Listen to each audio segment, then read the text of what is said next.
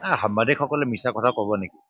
সাংবাদিকসকলে তেওঁলোকক সন্মান যাচি নিমন্ত্ৰণ জনাবলৈ গ'ল আৰু তেওঁলোকৰ নিমন্ত্ৰণ ৰক্ষা নকৰি আৰু অপমানিত কৰিবলৈ কিনো প্ৰয়োজন আছে?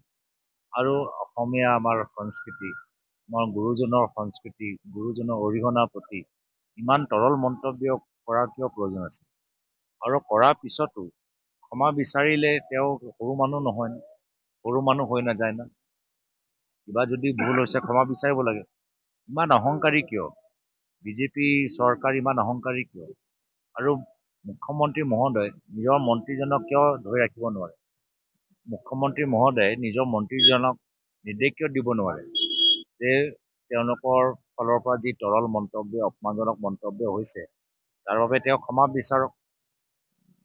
কিন্তু মুখ্যমন্ত্ৰী তেওঁ ৰক্ষা দি আছে।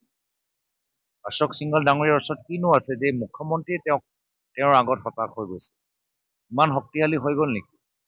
সেইকাৰণে বিজেপি বিধায়কসকল যিসকলে অসমীয়া সংস্কৃতিৰ কথা কয়, যে তেওঁলোকৰ এজন সতীৰ্থ যেতিয়া ইমান তৰল মন্তব্য কৰিছে, মন্ত্ৰীজনক বুজাই দিয়াৰ বিপৰীতে সকলোৱে এতিয়া মন্ত্ৰীজনক বচাবলৈ লাগি পৰিছে।